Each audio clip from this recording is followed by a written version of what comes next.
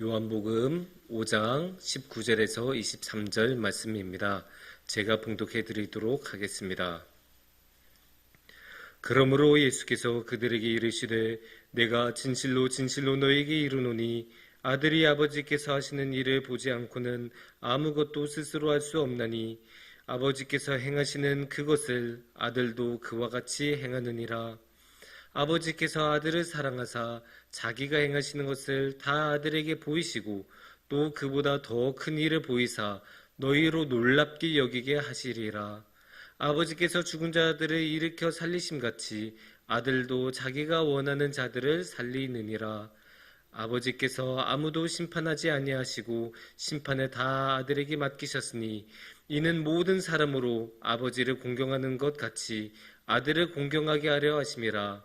아들을 공경하지 아니하는 자는 그를 보내신 아버지도 공경하지 아니하느니라. 아멘. 사랑하는 성도님들, 가족들과 좋은 시간 보내셨습니까?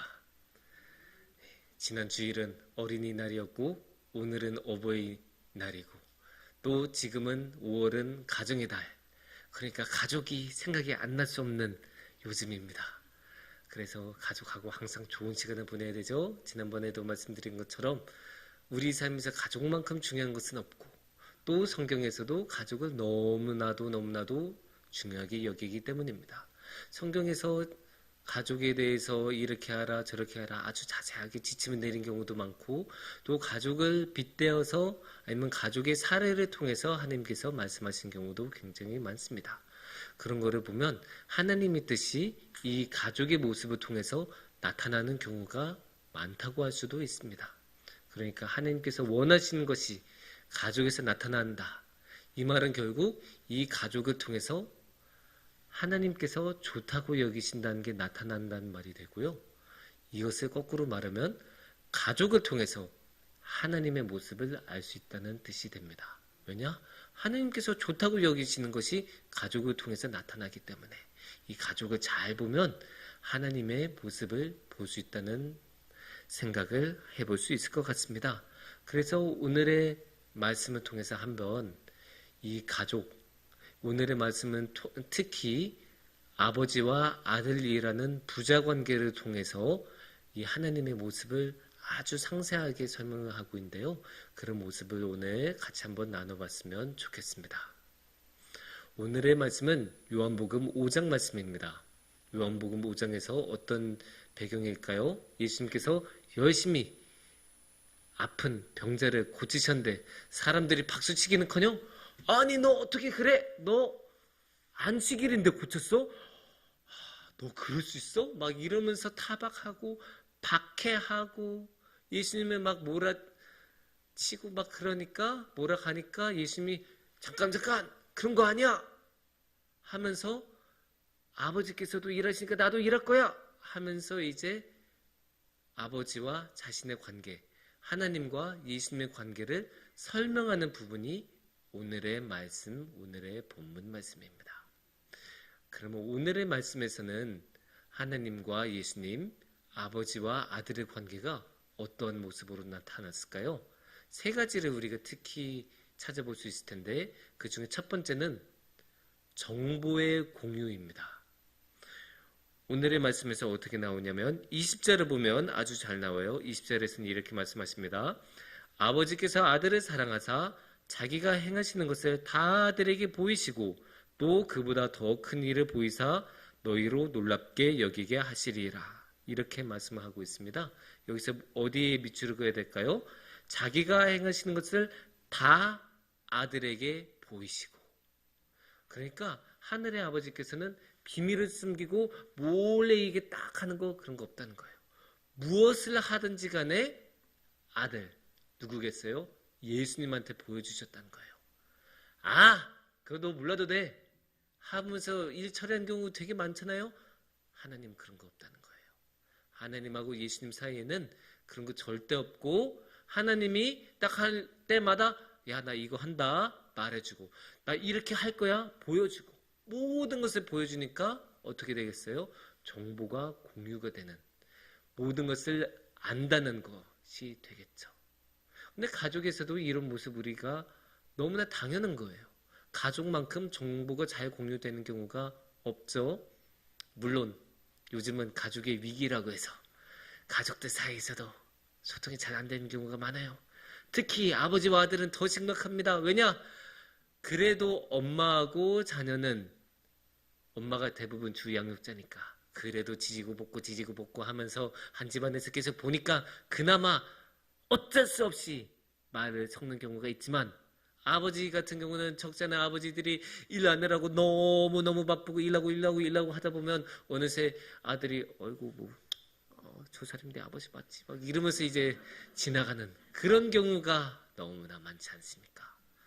그래서 아버지가 오랜만에 집에 와서 야, 너 학교 잘 다니고 있지? 예. 친구들 많고? 예.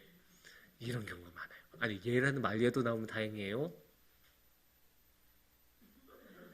이런 경우가 얼마나 많은지 몰라요. 그런데도 불구하고 가족 사이에서는 정보의 공유가 가장 잘 일어나요. 왜냐? 아무리 이렇게 하고 아버지 얼굴 하나 안 보는 아들이라고 해도 이웃집 아저씨가 지나가면서 야 너네 아버지 요새 잘 지내시지? 라고 했을 때 잘 모르겠네요? 이러면 웃기잖아요. 우습잖아요. 그래도 아버지하고 아들 사이는 그래도 가족이니까 가족 사이에는 어떻게 사는지 어떤 관심사 가지고 있는지 아픈지 안 아픈지 이 정도는 그래도 대충은 다 파악하고 살아요. 가족 사이에서 뭐? 어제 외국 갔다고? 막 이러면 되게 이상하잖아요. 웬만한 거는 그래도 다 같이 알고 다녀요. 왜냐? 맨날 같이 사니까. 그래도 한 집에서 사니까 가족 사이에서는 정보가 공유가 되고 어떻게 사는지 안다고 하는 겁니다. 물론 웬만한 거는 그냥 넘어가고 그냥 알아서 사는 그런 아버지들 그런 아들들도 적지 않아요. 그럼에도 불구하고 아들이 정말로 고민이 돼서 진지하게 고민하면서 아버지 저 이거 정말로 모르는데 하면서 상담을 요청하면 아무리 바쁜 아버지라도 웬만하면 그래? 하고 귀를 열고 그래도 들어줄 생각하고 그래도 한마디라도 해주려고 합니다. 왜냐? 자기 아들이니까. 자기가 사랑하는 아들이고 자신한테 가장 가까운 아들이니까. 그러니까 이 가장 가까운 사이인 가족관계에서는 가장 긴밀한 정보가 소통이 되고 공유가 되고 왔다 갔다 해요. 무협지 같은 데 보면 막 엄청난 기술들 있잖아요. 근데 이런 기술들 아무한테나 안 가르쳐줘요. 보통 한 명한테만 가르쳐줘요. 독자 전수. 근데 이 독자 전수를 아무한테나 해주겠어요? 아니에요. 대표의 그 가주의 아들한테 가르쳐주는 거죠. 그러니까 이 아들하고 아버지 사이에서는 가장 중요한 정보가 왔다 갔다 하는 바로 옆에 사위만 해도 안 가르쳐줘요. 아니 그러니까 며느리도 몰라요 라는 말이 나오지 않습니까? 가장 중요한 정보가 왔다 갔다 하는 그 가족 중에서도 가장 긴밀한 게 아버지하고 아들, 그러니까 하나님하고 예수님. 그 모습을 우리가 오늘의 말씀에서도 볼 수 있죠. 그러니까 예수님은 가장 긴밀한 관계로 하늘 아버지를 바라보고 그 신뢰를 가지고 모든 것을 맡기고, 그러니까 자신의 목숨도 맡기면서 십자가에 오르실 수 있으셨고, 하나님께서도 모든 것을 맡기시면서 이렇게 될 거야 모든 일을 보여주실 수 있으셨습니다. 두 번째로 가족에서 일어나는 중요한 것은 두 번째는 능력의 공유입니다. 여기서 어떻게 볼 수 있냐? 19절을 보면 이런 말씀이 있죠. 아들이 아버지께서 하시는 일을 보지 않고는 아무것도 스스로 할 수 없나니.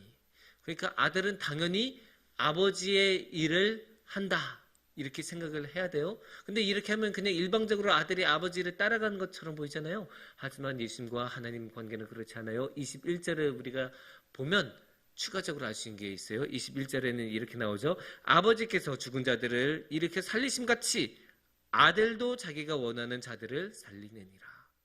그러니까 여기서 예수님께서 죽은 자를 살리시는데 여기서 빗대는 것, 모범이 되는 것이 누구예요? 아버지 하나님이죠.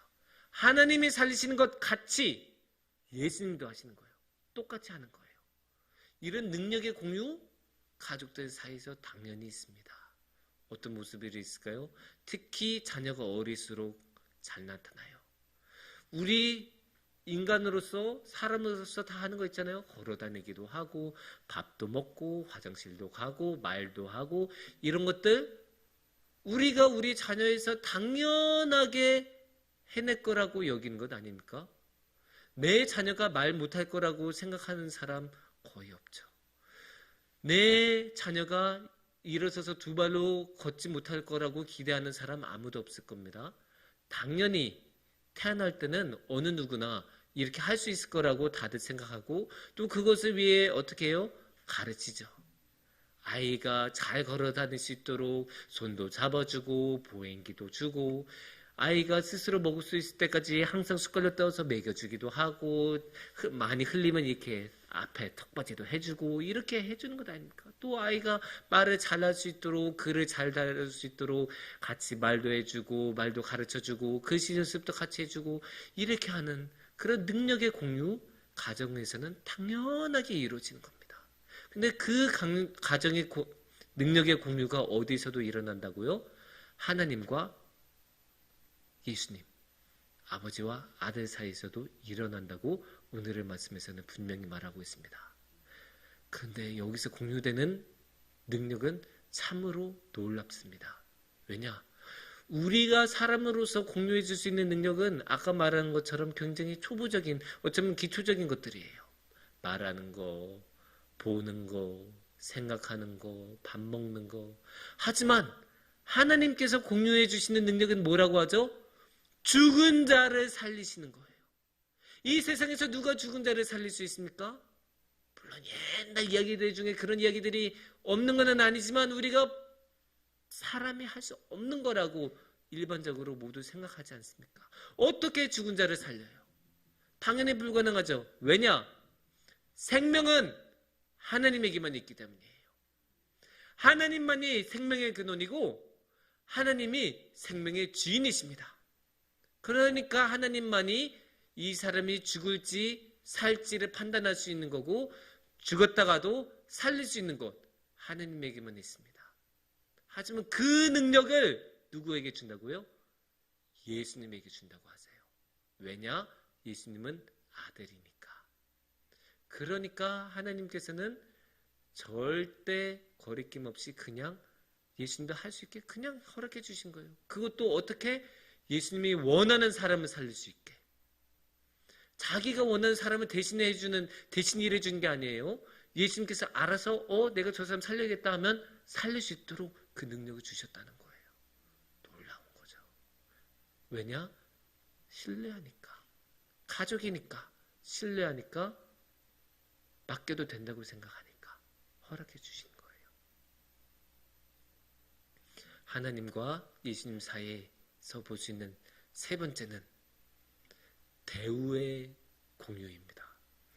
이 말씀을 이것은 23절 말씀을 보면 잘 나타납니다. 23절에 이렇게 나오죠. 이는 모든 사람으로 아버지를 공경하는 것 같이 아들을 공경하게 하려 하심이라. 아들을 공경하지 아니하는 자는 그를 보내신 아버지도 공경하지 아니하느니라. 그러니까 아버지를 높여주면 예수님도 높여줘야 되고 하나님한테 물 한 병 갖다 드리면 예수님한테도 물 한 병 갖다 드려야 되고 이렇게 똑같이 공경하는 것을 원하세요. 그러니까 하나님이 이렇게 딱 대우받는 것처럼 예수님께도 대우를 해줘야 된다. 그렇지 않으면 하나님을 공경하지 않은 거다. 23절 말씀에서 분명히 나오고 있어요. 그런데 이거 가족에서도 당연히 일어난 일이에요. 만약에 제가 많은 사람들의 사랑을 받고 존중을 받고 대우를 아주 잘 받는 그런 사람인데 막 비서도 막 10명씩 있고 어디만 가면 기자들이 다 나타나서 사진 찍고 막 그러고 다니는데 내 아들은 어디서 얻어맞고 다닌다. 가만히 있겠습니까? 어떻게 가만히 있겠어요? 절대 그런 일 못 일어나게 애를 전학시키든지 선생님들한테 항의를 하든지 어떻게든 내 자녀가 그런 대우를 안 받도록 어디서 얻어맞거나 부당한 대우를 받지 않도록 당연히 나서지 않겠습니까? 자신이 그렇게 해줄 수 있는데 그렇게 나서지 않는 부모가 어디 있습니까? 당연히 그런 똑같은 대우를 받기를 원하는 거고 또 그렇게 하도록 부모들은 항상 손을 쓰고 힘을 쓰고 항상 노력을 합니다. 그게 너무나 당연한 거예요. 왜냐? 사랑하니까. 내 자녀도 내가 대우받는 만큼은 최소한 내 자녀도 받아야지. 내가 사랑받는 만큼 얘도 사랑을 받아야지 생각을 하고 그렇게 하는 거죠. 그 모습을 우리는 오늘의 말씀에서도 분명히 볼 수 있어요. 예수님께서는 누구만큼 공경을 받아야 한다고요? 하나님만큼. 그렇게 하나님만큼 공경을 받는다는 것, 하나님만큼 예배를 예수님께도 드려야 되고 우리가 하나님께 생각을 드리고 마음을 드린 것만큼 예수님께서도 마음을 드려야 하는, 그래야 하나님을 제대로 공경하는 거라고 오늘의 말씀에서는 전하고 있습니다.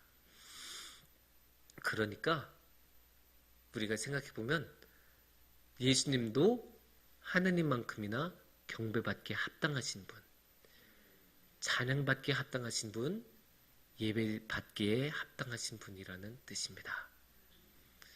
사랑하는 성도님들, 우리가 오늘 세 가지 측면에 대해서 한번 이야기를 나눠봤어요. 정보의 공유, 능력의 공유, 대우의 공유, 이렇게 세 가지 이야기를 통해서 하나님과 예수님의 관계를 한번 봤습니다. 이거를 약간 어려운 이야기로 좀 하면 이 관계에 이 눈앞에 보이는 이 정보와 능력과 대우의 공유, 이 밑에는 뭐가 있을까? 동등함이 있다는 거예요. 결국 하나님과 예수님은 동등한 분이시다. 이거를 조금 더 어렵게 말하면 이게 바로 삼위일체가 되는 거예요. 이 동등함이란 게 바로 삼위일체의 근간이 되는 내용입니다. 하지만 이 말을 쉽게 하자면 어떻게 말을 할 수 있냐? 하나님과 예수님은 사랑 안에 있다. 이렇게 이해하시면 됩니다. 제가 발명한 거 아니에요. 오늘의 말씀에 나온 겁니다. 20절 말씀을 보면 알 수 있어요. 20절 말씀에서 어떻게 나오냐? 아버지께서 아들을 사랑하자. 우리가 다 막 자기 막 행하시고 뭐 보여주시고 뭐 그런 거 다 말했잖아요. 근데 그거 왜냐? 사랑하자. 사랑하셨기 때문에 한 거예요. 하나님과 예수님 사이에는 그 영원한 사랑의 띠가 있고 이 사랑의 띠로 묶여있기 때문에 하나님께서는 그 모든 것을 하셨고 예수님께서도 그 모든 것을 받아들이시고 순종하시고 어떠한 어려움이 있더라도 괜찮아, 하나님이 시키신 거니까, 괜찮아, 하나님께서 함께 하시니까, 괜찮아, 하나님이 사랑해 주시니까 이러면서 순종하며 나가셨어요. 하지만 여기서 가장 놀라운 마지막 한 가지가 있습니다. 이 놀라운 사랑의 띠에 우리도 초대를 해주셨다는 거예요. 지난주에 뭐라고 했죠? 우리에게 무엇을 주셨다고요? 양자의 영을 주셨다고 하셨어요. 그래서 우리를 양자로, 사실 아들로 도저히 일컬음 받을 수 없었던 사람들이지만 그럼에도 불구하고 우리를 양자로 받아주셔서 이 귀한 소중한 사랑을 우리에게도 주셨습니다. 그 소중한 사랑을 우리가 붙들고 하나님의 가족으로 우리가 나아간다면 이번 가정의 달, 이 5월도 주님 안에서 복되게 살아갈 것입니다. 함께 기도하겠습니다.